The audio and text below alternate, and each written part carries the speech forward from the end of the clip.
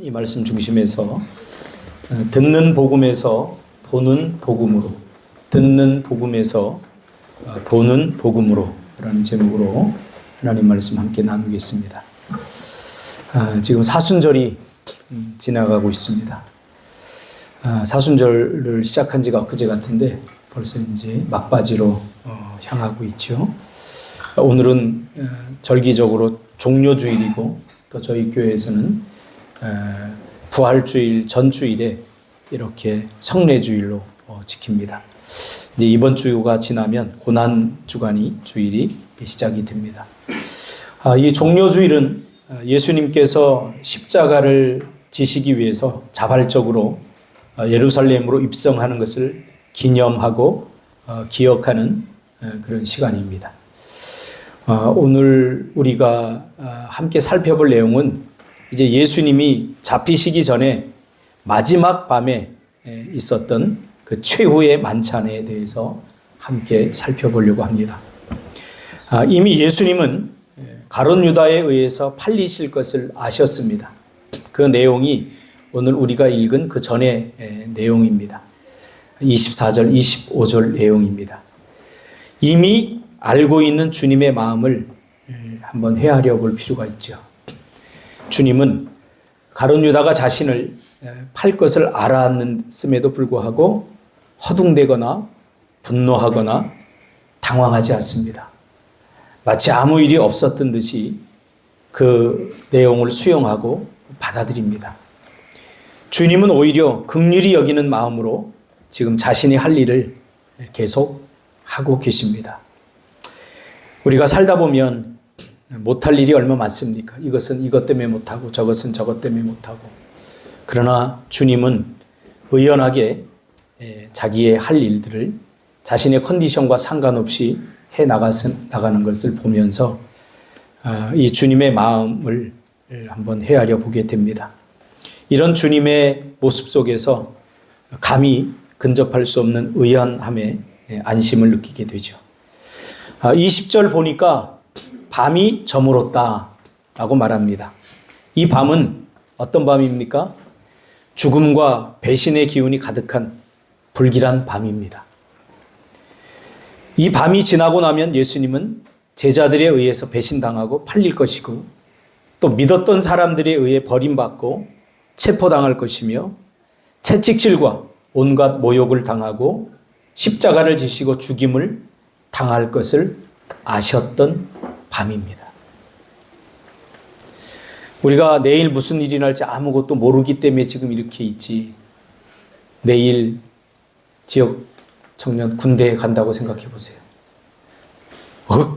벌써부터. 그렇죠? 내일 무슨 일이 일어날지 준석 장로님 군대 간다고 한번 생각해 보세요. 뭐 끔찍하죠. 지금 마음이 아닐 것입니다. 상당히 복잡하고 많은 일들. 내일 은행에 돈을 갚아야 된다고 태안 장로님 생각해 보세요. 끔찍합니다. 우리의 마음은 요동칠 것이고 우리의 마음은 가만히 있지 못할 것입니다. 그런 밤입니다. 오늘 이 밤은. 예수님이 체포당하고 배신당하고 온갖 모욕을 당하고 십자가를 지시고 죽임을 당할 것을 아셨던 이 밤입니다. 우리가 건강검진을 내일 받으면 오늘 밤에 잠이 잘 안 오더라고요. 건강검진만 받더라도 혹시 뭐 암이 아닐까, 뭐 혹시 또 잘못된 것이 아닐까. 이 밤은 그런 밤입니다. 그래서 예수님은 제자들과 마지막 만찬을 하려고 하죠. 어떻게 보면 우리 인생은 그렇게 정의롭지도 믿을만하지도 않은 것 같습니다. 3년 동안 함께 동고동락하던 제자들에 의해서 예수님이 버림을 받다니. 예수님은 그러나 의연하게 자기의 할 일을 하고 자기의 길을 걷습니다. 우리도 그래야 할 것 같습니다. 내일 무슨 일이 일어날지 모르지만 혹여 우리가 생각하고 싶지 않은 일들이 일어난다고 해도 우리는 오늘을 살아야 됩니다. 오늘 내가 해야 할 일이 무엇인가? 신앙생활은 자기의 세계를 뛰어넘는 어떤 것이 있음을 기억해야 됩니다. 예수님은 떡을 먹기 전에 이제 축사를 했죠. 그 떡에 축복 기도를 한 것입니다. 그리고 제자들에게 나누어 주며 뭐라고 합니까? 받아 먹으라. 이것은 내 몸이니라. 이렇게 하십니다. 예수님은 전부를 죽어도 전혀 아깝지 않고 다 죽어도 더 주고 싶어 하시는 분입니다. 그것이 주님의 사랑입니다. 아마 이렇게 이야기하면 참 멋진 문장이지만 마음에 와닿지는 않을 것입니다. 왜냐하면 주님은 지금까지 내가 원하는 대로, 내가 뜻하는 대로 해준 적이 별로 없다고 생각하기 때문입니다. 그런 생각들이 여러분 마음 중심에 빼곡히 차 있으니 이런 이야기를 들으면 마음에 와닿지 않는 것은 당연할 것입니다. 그러나 주님은 그 떡이 자신의 몸이라고 이야기를 하면서 이것은 내 몸이니 받아 먹으라 라고 주십니다. 떡 자체가 마술처럼 변해서 예수님의 몸이 되는 것이 아닙니다. 떡은 그냥 우리가 일상에서 먹는 음식일 뿐입니다. 오늘 떡으로 표현됐지만 빵이죠. 우리말로 하면 밥입니다. 밥. 밥을 떠서 이 밥을 먹으라 하신 겁니다. 이 밥은 바로 나다. 내 몸이다. 이렇게 하면서. 예수님은 이 떡이 자신의 몸이라고 고백하면서 의미를 부여하고 있습니다. 그래서 물질인 떡에 믿음으로 주님의 몸으로 알고 받을 때 이 떡은 그냥 우리의 배를 불리는 떡이 아니라 우리의 생명을 살리는 떡이 되는 것입니다. 오늘 예배 후에 성찬이 있을 것입니다. 여러분이 받는 이 떡은 예수님의 몸입니다. 이걸 빵으로 생각하면 안 됩니다. 이미 예수님께서 뭐라고 그랬어요? 이것은 내 몸이라 라고 이야기했어요. 그러기에 우리는 이 떡을 먹으며 예수님의 몸을 먹는 것입니다. 이 떡이 자신의 몸이라고 했을 때 예수님은 자신의 인격과 사역을 떡과 밀착시켜서 떡과 자신을 일치와 연합이 되게 하신 것입니다. 그러니까 이 떡이 예수님인 거죠. 예수님의 이라고 말할 때 예수님의 생각, 예수님의 감정, 예수님의 인격, 예수님의 모든 것입니다. 그것이 이 떡 안에 고스란히 담겨져 있는 것입니다. 그리고 우리는 그 떡을 먹습니다. 이것은 떡이 아니라 예수님을 먹는 것입니다. 예수님이 이 떡을 자신의 몸이라고 선언할 때 우리는 이 떡을 주님의 몸으로 알고 먹어야 하는 것입니다. 이 떡은 그냥 떡이 아니라 이 떡을 먹으면 어떻게 됩니까? 우리의 죽었던 영이 살아나게 하는 떡입니다. 예수님의 죽음으로 우리가 살아나는 것을 이 성례식을 통해서 극화시켜서 말하는 거예요. 다시 말하면 이 성례식, 성례전은 연극입니다. 극입니다. 극. 그리고 떡을 떼어줍니다. 떡을 떼는 행위는 단지 나눠주기 위한 동작이 아니라 예수님께서 찢기실 그 예수님의 몸을 예표하고 있는 거죠. 그렇죠? 나누어 주기 위해서는 찢어야 하지만 나눔이 목적이 아니라 예수님께 떡을 찢는 행위는 자신의 몸을 찢어서 자신의 몸을 죽여서 우리를 살리시는, 자신의 몸을 죽이면서 우리의 죄를 죽여버리는 그러한 행위를 보여주는 퍼포먼스입니다. 그리고 받아 먹으라 하십니다. 이것은 떡을 먹는 행위가 자연적으로 일어나는 것이 아니라 예수님께서 우리에게 받아 먹으라라고 주실 때 그 행위에 능동적으로 참여해야 함을 우리에게 요구하고 있는 것입니다. 떡이 우리에게 주어지지만 그 떡을 먹기 위해서 우리는 믿음의 손을 내어서 받아 먹어야 합니다. 마치 구원이 들려지지만 그 들려진 복음을 믿는 것은 내가 해야 하듯이 말이죠. 그러므로 떡을 먹는다는 것은 예수님을 먹는 것입니다. 그의 인격과 그의 사역, 그가 이루시고 이루어 가실 모든 것을 떡을 먹음으로 우리는 그 구원에 동참하게 되는 것입니다. 이 떡을 믿음으로 먹음으로 우리는 예수님과 연합되고 연합될 뿐만 아니라 교제가 이루어지는 거죠. 이 성찬은 그런 의미가 있습니다. 그래서 이 떡과 잔은 우리의 입으로 들어가지만 그러나 그 은혜는 우리의 심령 깊은 곳까지 내려가서 우리를 예수님께 접붙이는 시간, 그 시간이 성례의 시간이 되는 것입니다. 떡을 먹는 순간 예수님과 내가 연합이 되고 하나가 되므로 예수님이 한 일이 내가 한 일이 됩니다. 그래서 성찬식은 기억하는 시간이 아니라 먹고 마시는 교제의 시간이 되는 것입니다. 그러므로 예수님이 이 죽으시기 전에 마지막 밤에 제자들과 나누면서 예수님께서 뭐라고 했습니까? 기억하고 기념하라. 내가 다시 올 때까지 기억하고 기념하라 라고 이야기해 주신 것입니다. 그래서 성찬식은 기억하는 시간이 아니라 먹고 마시는 교제의 시간이 되는 것입니다.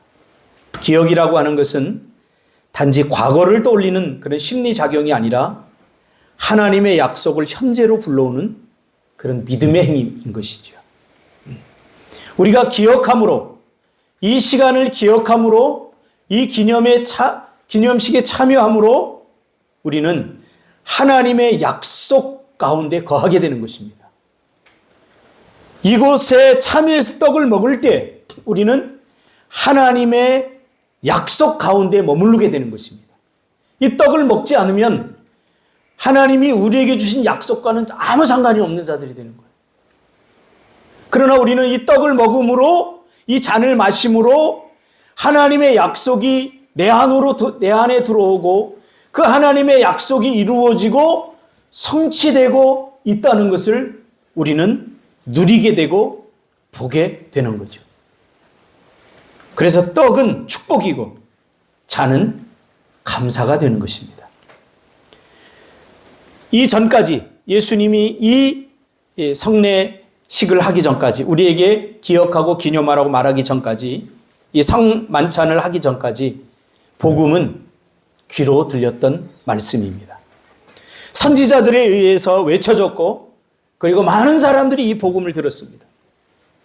그러나 하나님은 이 예수님을 통해 성례를 가르쳐 주시고 이제 더 이상 보이지 않는, 들리는 소리가 아니라 우리의 눈으로 복음을 목격하게 하신 겁니다. 복음의 실체가 뭡니까? 복음의 실체는 예수님이 들려진 복음, 많은 선지자들에 의해서 들려진 그 이야기들의 실제 주인공은 예수 그리스도예요. 그래서 태초에 말씀이 계시니라, 이 말씀이 하나님과 함께 계셨으니 이 말씀은 곧 하나님이라. 그렇죠? 이제 예수 자체가 복음이에요. 그래서 예수님을 본 사람은 복음을 본 거예요. 이 복음을 본 사건을 극화시킨 것이 성례식이에요. 우린 떡을 보면서 야, 그 빵 맛있겠다가 아니라 이것은 복음이에요. 예수님의 몸이에요. 예수님의 몸. 이 몸은 어떤 몸입니까? 우리를 살리기 위해서 스스로 자신을 찢어 십자가에 죽으신 그런 몸이에요. 그래서 이 몸인 떡을 우리가 먹으면 우리가 실제로 십자가에 가서 고난을 겪고 그리고 채찍에 맞고 침뱉음을 당하고 모욕을 당하진 않지만 예수님이 하신 그 모든 일들이 우리의 일들이 되는 거예요.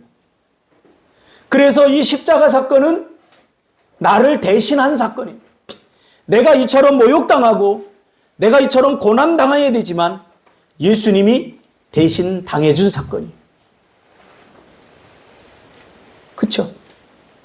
그리고 우리에게 믿음을 선물로 주셔서 이 떡이 예수님의 몸이다 하는 것을 믿고 우리가 이 떡을 입으로 넣을 때 이 십자가의 사건, 예수님이 겪었던 사건이 내 사건이 되는 것입니다. 이건 놀라운 신비입니다. 그러므로 예수님이 복음의 실체이기에 더 이상 이제는 들려줄 필요가 없습니다. 그 떡을 먹는 사람도 복음이 되는 것입니다. 여러분은 이미 복음입니다.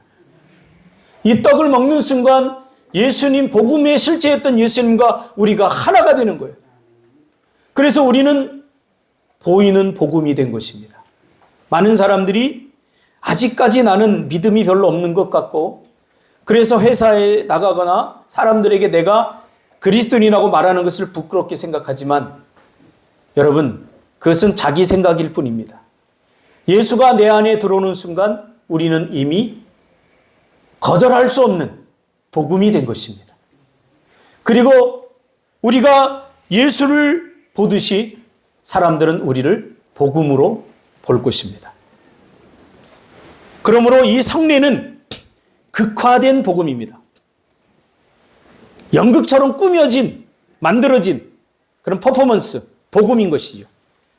우리의 구원이 피상적이 되지 않게 실제로 극화해서 보여주고 있는 것입니다.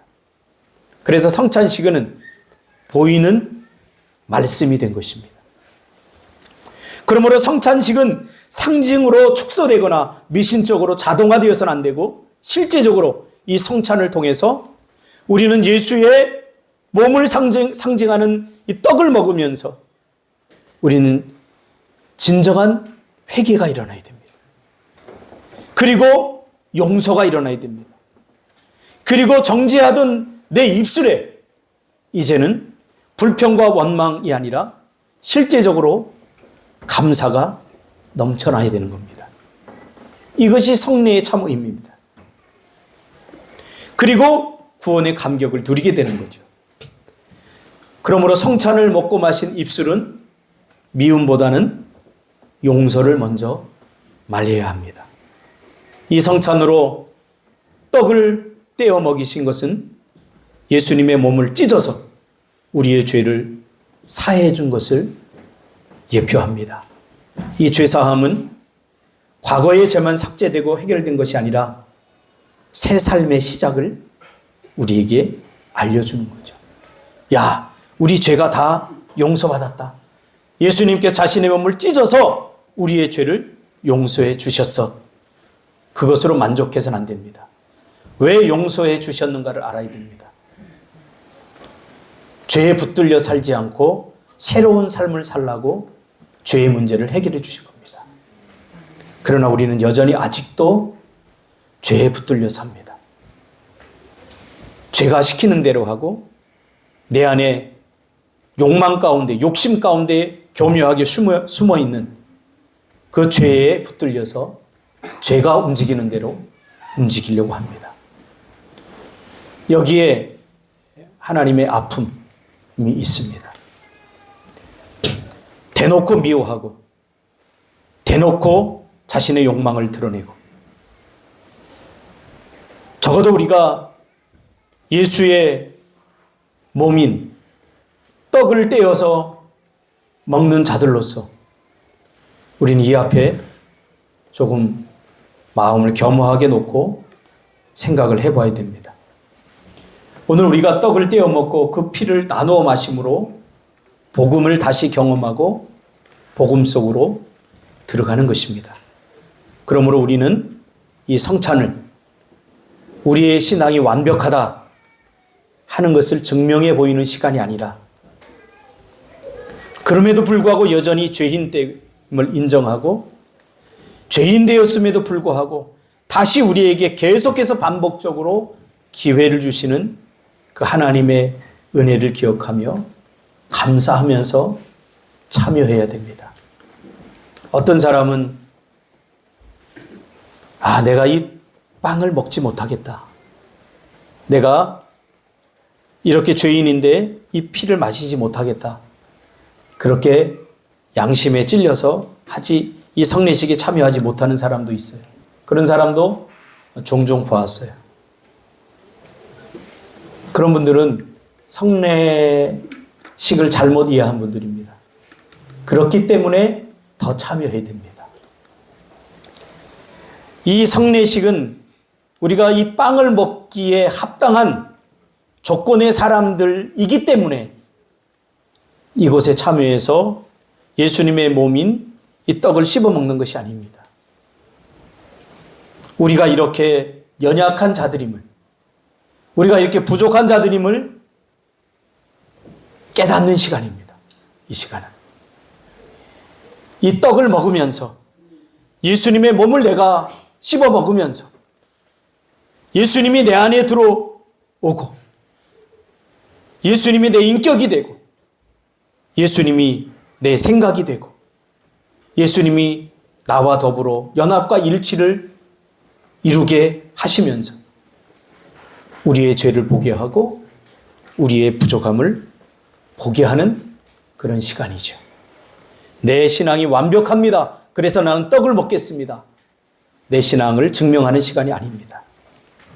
그래서 많은 사람들이 이 시간에 떡을 먹으며 죄책감에 짓눌려 있던 그런 양심을 복음에 고정시키고 또 상처와 고난 속에서 잃어버렸던 하나님의 약속을 다시 기억하고 다시 붙들게 하는 그러한 일이 일어나는 거죠. 또 공동체 안에서 일어났던 분열과 미움과 시기들 이런 것들이 치유되고 사랑을 훈련하게 하는 그런 시간, 그런 시간이 바로 이 시간에 일어나는 일입니다. 그러므로 성찬을 통해서 우리는 피상적인 신앙에서 실제적이고 구체적인 신앙으로 전환되어야 합니다. 신앙생활은 피상적이지 않습니다. 우리가 떡을 우리의 이로, 우리의 입에 넣어서 씹어서 삼키는 것이 실제이듯이 믿음도 실제입니다. 우리가 믿는 일들이 일어날 것이고 우리가 믿고 기도하는 일들이 이루어질 것이고 우리가 행하는 우리 안에 있는 죄들로 말미암아 행하는 일들이 다른 사람들의 마음에 상처를 주고 아픔을 줄 것입니다. 욥은 이 성례식을 미리 경험한 것입니다. 그래서 우리가 욥의 고난을 그냥 단순히 고난으로 우리가 이해하면 안 되고 사실은 욥은 자신의 삶으로 이 성찬식을, 이 성례식을 경험한 거죠. 그래서 욥이 나중에 이 욥의 고난을 다 겪고 나서 뭐라고 고백합니까? 내가 주께 대하여 귀로 듣기만 하였사오나 이제는 눈으로 주를 배웠나이다. 그렇죠? 귀로 듣는 신앙이 아니라 이제는 눈으로 보는 신앙. 무슨 말입니까? 실제적인 신앙. 내가 겪어보는 신앙. 내가 경험하는 신앙. 내가 겪어보고 경험하려면 어떻게 됩니까?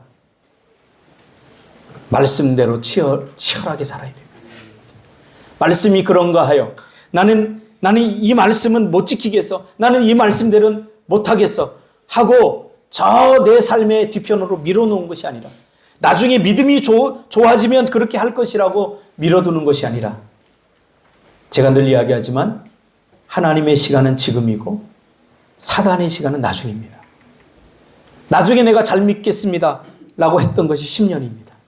10년 전에도 그랬었고 지금도 여전히 여러분 나중에 더 잘하겠습니다 라면 조금 더 변화됨 없이 10년 후에도 그때도 똑같이 말할 것입니다. 뭔가에 속고 있는 거죠. 우리가.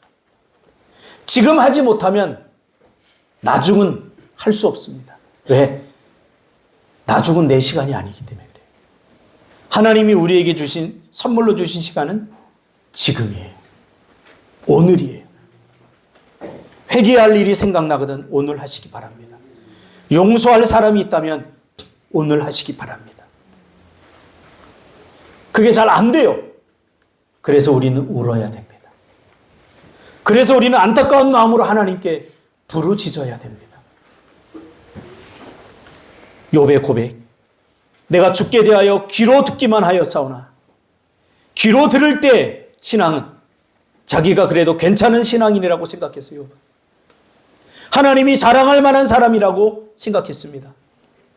그러나 눈으로 보고 나서 그는 모든 것이 하나님의 은혜다 라고 고백할 수밖에 없었습니다.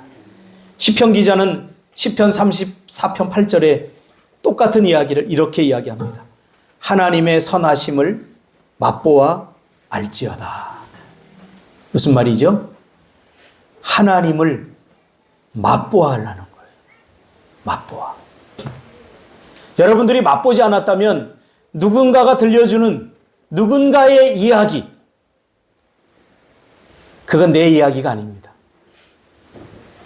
히스토리는 내 이야기를 써야 됩니다. 내 이야기. 하나님의 말씀을 내가 순종하고 하나님의 말씀을 내가 실천할 때 쓰여지는 이야기. 그것이 나의 복음의 이야기가 되어야 합니다. 시편 기자는 하나님의 선하심을 맛보아 알지어다 라고 고백합니다. 하나님의 오감, 하나님을 우리의 오감을 통해서, 우리의 보이지 않는 영을 통해서, 우리의 인격을 통해서, 그렇죠? 어느 한 감각을 가지고 뭔가를 평가할 수 있습니까? 이미 오감을 뛰어넘어 육감, 칠감이란 개념까지 나오고 있지 않습니까? 시각, 청각, 후각, 촉각, 미각을 뛰어넘는 그런 감각들, 혹은 눈에 보이지 않는 영적 감각들도 있어요. 그것을 열어서 하나님을 맛보는 거죠. 그러면 우리가 하는 불평의 절반은 저는 사라질 거라고 생각해요. 내가 했던 불평이 오히려 감사거리였구나 하는 것을 알게 될 것입니다. 지금 하나님의 선하심을 제대로 맛보지 못하고 있기 때문에 불평하는 거예요. 원망하는 거예요. 생각해 보세요. 십자가를 통해서 자신을 다 내어주기까지 사랑하시는 분이 우리에게 더 내어주지 못할 것이 뭐가 있겠습니까?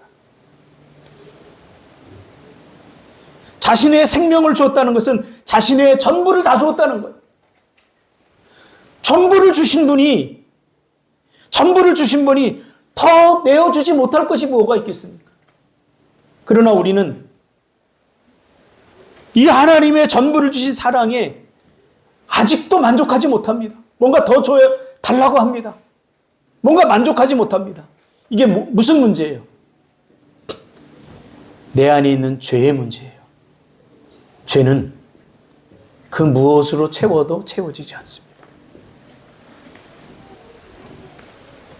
이 성찬을 오늘 우리가 함께 이 예식에 참여하면서 예수님을 씹어 먹으면서 예수님의 피를 마시면서